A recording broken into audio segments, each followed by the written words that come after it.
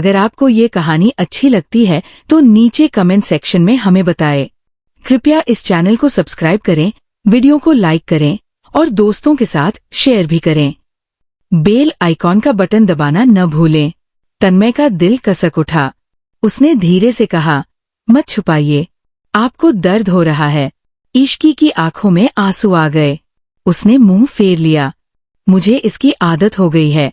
उसकी आवाज टूटी हुई थी। तन्मय का दिल रो पड़ा। वह उसके पास बैठा और उसका हाथ थाम लिया।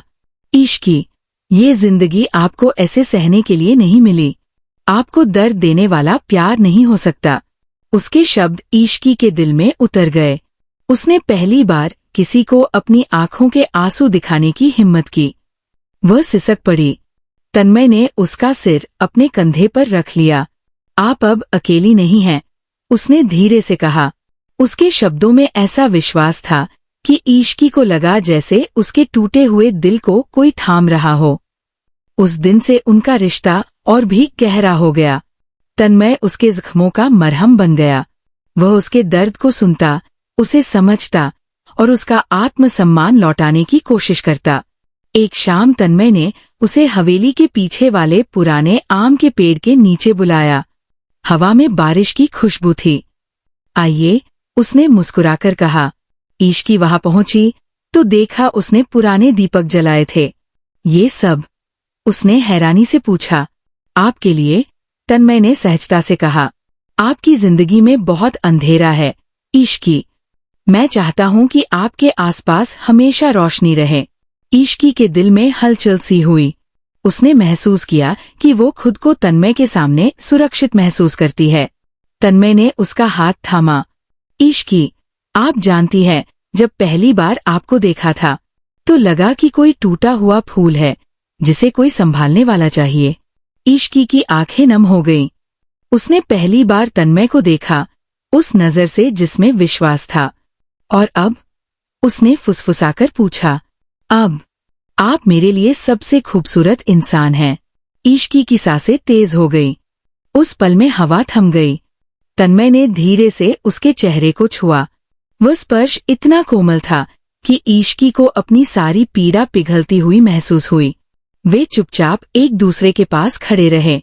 तन्मय ने उसकी आंखों से आंसू पोंछे। आपको कोई चोट पहुंचाए, ये मुझे मंजूर नहीं, उसने गंभीर स्वर में कहा। इश्की ने उसकी ओर देखा। आप क्यों इतना करते हैं मेरे लिए? क्योंकि आप इसकी हकदार हैं। और शायद क्योंकि मैं आपसे प्यार करने लगा हूं। इश्की का दिल धड़क उठा। उसने कभी सोचा भी नहीं था कि कोई उससे ऐसा कहेगा। उसकी आंखों में भावनाओं का सैलाब था। तन्मय, वह सिर्फ उसका नाम कह पाई। तन्मय ने उसका हाथ अपने सीने पर रखा। सुनिए, ये धड़कन, ये आपके लिए धड़कती है। इश्की के होठों पर हल्की मुस्कान आई। उसने धीरे से सिर झुका लिया। उस रात हवेली के पीछे का बगीचा उनके लिए एक पनाहगाह बन गया। वे लंबे समय तक एक दूसरे के पास बैठे रहे। तन्मय ने उसकी हर उंगली को थामा, जैसे उसके टूटे हुए हिस्सों को जोड़ रहा हो। अगले कुछ दिनों में उनकी मुलाकातें चोरी छुपे जारी रहीं। हवेली के डर के बावजूद इश्की को तन्मय की मौजूदगी में एक अजीब सी ताकत महसूस होती। वह उसके पास होते ही अपने सारे जख्म भूल जाती। एक शाम तन्मय ने उसे पास खींचकर कहा, आप जानती हैं, आपसे दूर रहना मेरे लिए अब नामुमकिन है। इश्की ने उसकी आंखों में देखा। और मेरे लिए? आपके बिना सांस लेना भी मुश्किल लगता है। उनके बीच का रिश्ता अब शब्दों से परे हो चुका था। तन्मय का हर स्पर्श उसके लिए मरहम था। वह उसके हाथों में अपना दर्द भूल जाती। पर हवेली का डर अब भी उनके सिर पर था। रघुनाथ का साया हर जगह था। लेकिन उस डर के बावजूद तन्मय और इश्की का रिश्ता उन्हें जिंदा रखे हुए था। उस रात जब हवेली का सन्नाटा गहरा था, इश्की खिड़की पर बैठी थी। तन्मय चुपचाप उसके कमरे की तरफ आया। वह दरवाजे के पास रुका, फिर धीरे से अंदर आया। डर लग रहा है? उसने फुसफुसाया। इश्की ने सिर हिलाया। जब आप पास होते हैं तो नहीं। तन्मय उसके पास बैठ गया। उसने धीरे से उसका चेहरा थामा। इश्की, मैं वादा करता हूं, ये डर हमेशा के लिए मिट जाएगा। इश्की की आंखों में आंसू थे। उसने तन्मय को गले लगा लिया। उस आलिंगन में वो सारी टूटन, सारा दर्द बहा देना चाहती थी। उस रात हवेली की दीवारों के बीच पहली बार इश्की ने महसूस किया कि वो अकेली नहीं है। हवेली के आंगन में रात उतर आई थी। हर तरफ सन्नाटा फैला था। हवा में रातरानी की महक थी और आसमान में आधा चांद अपने धुंधले उजाले से हवेली की पुरानी दीवारों को रंग रहा था। इश्की अपने कमरे की खिड़की के पास बैठी थी। हाथों में एक पुरानी किताब थी, पर उसकी नजरें पन्नों पर नहीं थीं। दिल में हलचल थी, जैसे किसी अनकहे अरमान ने जगह बना ली हो। आज तन्मय ने उसे संदेश भेजा था, आज रात बगीचे में आइए, आपको कुछ कहना है। उसका दिल धड़क उठा था। इस हवेली में रहते हुए रात को बाहर जाना किसी अपराध से कम नहीं था, लेकिन तन्मय का बुलावा ऐसा था जिसे ठुकराना नामुमकिन था। धीरे धीरे वो कमरे से निकली। गलियारे की दीवारों पर टंगी लालटेनें मध्यम रोशनी फैला रही थी। हर कदम पर उसे डर लगता कि कहीं कोई नौकर या उससे भी बुरा रघुनाथ जाग न जाए। वह दबे पांव सीढ़ियों से उतरती हुई हवेली के पिछवाड़े पहुंची। बगीचे में हल्की सी हवा बह रही थी। आम के पेड़ों की शाखाएं चांदनी में झूम रही थीं। उसी पुराने पेड़ के नीचे तन्मय खड़ा था। उसकी आंखों में वही गर्मजोशी थी जिसने पहली बार ही इश्की का दिल छू लिया था। आप आ गई। तन्मय ने राहत की सांस ली। इश्की मुस्कुरा दी। डर लग रहा था, मुझे पता है, लेकिन जब आप मेरे पास होती है तो कोई डर नहीं रहता। उसके शब्दों में ऐसा विश्वास था कि इश्की का दिल पिघल गया। वह उसके पास चली आई। तन्मय ने एक छोटा सा दीपक जलाया। उस हल्की रोशनी में इश्की का चेहरा चांदनी जैसा चमक रहा था। आपने कहा था, कुछ कहना है? उसने धीमे से पूछा। तन्मय ने उसकी ओर देखा और एक पल के लिए शब्द जैसे उसके होठों तक आकर रुक गए। इश्की, उसने धीरे से उसका हाथ थामा। मैंने आपको पहली बार देखा था, तब आप टूटी हुई थी। आपकी आंखों में इतना दर्द था कि मेरी रूह कांप गई थी, लेकिन उस दर्द के बीच एक मासूमियत भी थी। और उसी पल से मैं आपको भूल नहीं पाया। इश्की की आंखें नम हो गईं। उसने तन्मय का हाथ और कसकर पकड़ लिया। मैं डरती हूं तन्मय, उसने धीरे से कहा। ये हवेली, ये दीवारें, ये जिंदगी मुझे कैद कर रही है, लेकिन जब आप पास होते हैं लगता है जैसे सांस ले पा रही हूं। तन्मय उसके करीब आया। उसने धीरे से उसके चेहरे को छुआ। मैं वादा करता हूं, एक दिन ये कैद टूटेगी। मैं आपको आजाद करूंगा। इश्की की सांसें तेज हो गई। उसका दिल मानो उसकी छाती से बाहर आना चाहता था। उसने पहली बार खुद को तन्मय के इतने पास महसूस किया कि उसके चारों तरफ सिर्फ उसका स्पर्श और उसकी खुशबू रह गई। हवा थमसी गई थी। तन्मय ने अपने दोनों हाथों से उसका चेहरा थामा। उसकी आंखों में प्यार का सागर था। क्या मैं? उसने फुसफुसाकर कहा। इश्की ने जवाब में सिर्फ आंखें बंद कर ली और अगले ही पल तन्मय के होंठ उसके माथे पर थे। वह चुंबन इतना कोमल था कि इश्की को लगा जैसे किसी ने उसके दर्द को चूम लिया हो। उसने अपना सिर तन्मय के सीने पर रख दिया। वह उसके दिल की धड़कनें सुन रही थी, धीमी, स्थिर और उसे अपने में समेट लेने वाली। उस रात वे देर तक वहीं बैठे रहे। तन्मय ने उसका हाथ थामे रखा, जैसे वह उसकी टूटी हुई आत्मा के हर टुकड़े को जोड़ रहा हो। इश्की, उसने धीरे से कहा, मैं चाहता हूं कि आप मुझे अपना बोझ बांटने दें। आप अब अकेली नहीं हैं। इश्की की आंखों में आंसू आ गए। मैंने कभी सोचा भी नहीं था कि कोई मुझे ऐसे देखेगा, जैसे मैं किसी के लिए कीमती हूं। तन्मय ने उसकी ओर झुककर फुसफुसाया, आप मेरे लिए सबसे कीमती है। समय जैसे थम गया था। उनके बीच के शब्द अब कम हो गए थे। बस भावनाएं थीं, नजरें थीं और स्पर्श थे जो दिल तक उतर रहे थे। तन्मय ने धीरे धीरे उसका हाथ अपने हाथों में लिया और उसकी उंगलियों को चूमा। उस स्पर्श ने इश्की को भीतर तक गर्म कर दिया। वह उसके और करीब खिसक आई। उसका सिर तन्मय के कंधे पर था। वह उसकी खुशबू में खो गई। हवेली के डर, रघुनाथ का साया, सब उस पल गायब हो गए। काश ये रात कभी खत्म न हो, इश्की ने फुसफुसाया। तन्मय मुस्कुराया। ये रात हमेशा आपके दिल में रहेगी। उस रात उनके बीच एक अटूट रिश्ता बंध गया। वे दोनों चुपचाप बैठे रहे, हाथों में हाथ थामे।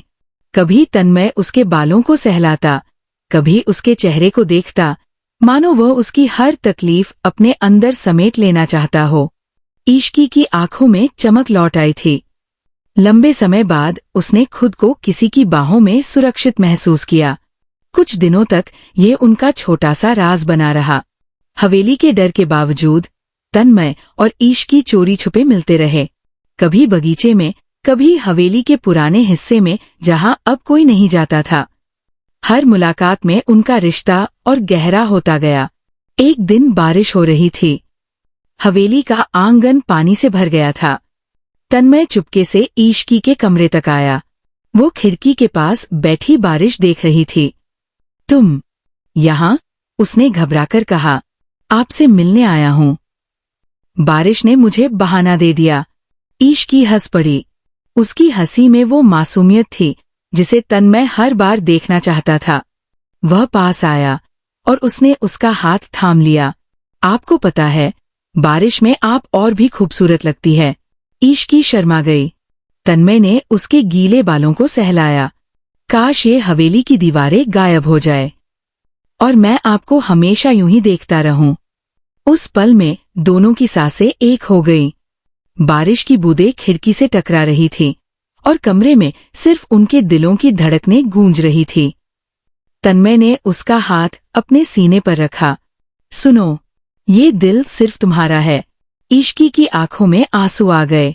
उसने धीरे से फुसफुसाया, और ये जिंदगी भी अब तुम्हारी है। उनके बीच का रिश्ता अब शब्दों से परे हो गया था। तन्मय का स्पर्श इश्की के लिए एक मरहम था। वह उसके हाथों में अपनी टूटी हुई रूह को ठीक होता महसूस करती। रात गहराती गई। हवेली की दीवारें उनकी हंसी और फुसफुसाहटों की गवाह बनी। ये रिश्ता अब सिर्फ चोरी छुपे मिलने तक सीमित नहीं था, बल्कि दोनों के दिलों में एक गहरी चाहत और विश्वास पनप चुका था। इश्की जानती थी कि वो रघुनाथ की हवेली में बंद है, लेकिन उसके दिल में अब एक आजादी का सपना पलने लगा था। एक ऐसा सपना जिसमें तन्मय उसके साथ था। हवेली के गलियारे फिर से डर और सन्नाटे में डूबे थे। बाहर आसमान में घने बादल छाए हुए थे, जैसे पूरा वातावरण किसी अनहोनी का संकेत दे रहा हो। रघुनाथ सिन्हा के कदमों की आहटें दूर तक सुनाई दे रही थी। वो आजकल कुछ ज्यादा ही चुप रहने लगा था, और यही चुप्पी इश्की के दिल में डर पैदा करती थी। तन्मय ने भी ये महसूस किया था। जब भी वो हवेली में रघुनाथ के बेटे को पढ़ाने आता, हवेली का माहौल उसे भारी लगता, पर उसके मन में एक ही संकल्प था, इश्की को इस डर और कैद से बाहर निकालना। उस रात इश्की अपने कमरे में बैठी खिड़की से बाहर देख रही थी। हल्की बारिश की बूंदें खिड़की की सलाखों पर पड़ रही थी। बाहर का आंगन अंधेरे में डूबा था। उसका मन किसी अनजानी बेचैनी से घिरा हुआ था। तभी खिड़की पर एक हल्की सी आहट हुई। उसने मुड़कर देखा। वह तन्मय था। तुम यहाँ? उसने चौंकते हुए फुसफुसाया। तन्मय ने हल्की मुस्कान के साथ कहा, तुम्हें देखने आया हूं। दिल मान ही नहीं रहा था। इश्की का दिल धड़क उठा। उसने दरवाजा खोला। तन्मय अंदर आया और दरवाजा धीरे से बंद कर दिया। कमरे में बस एक दीपक की लौ जल रही थी, जो दीवारों पर हल्की परछाइयां बना रही थी। इश्की। तन्मय ने धीरे से उसका हाथ थामा।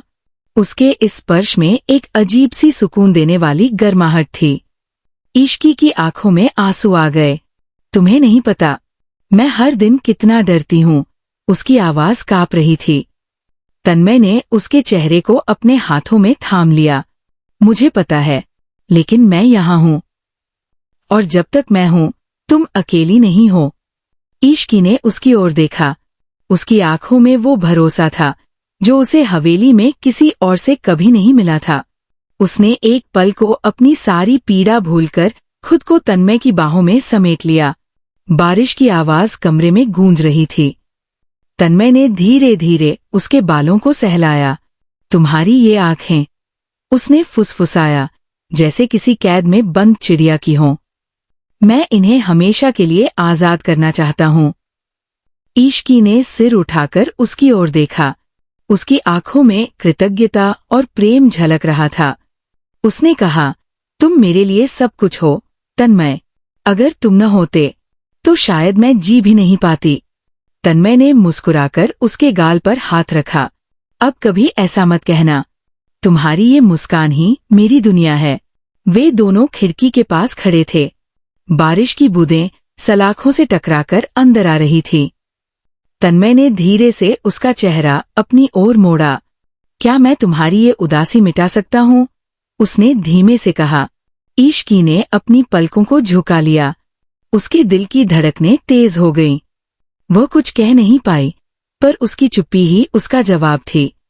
तन्मय ने धीरे से उसके माथे को चूमा। ये चुंबन ऐसा था जैसे किसी ने उसके सारे घावों पर मरहम लगा दिया हो।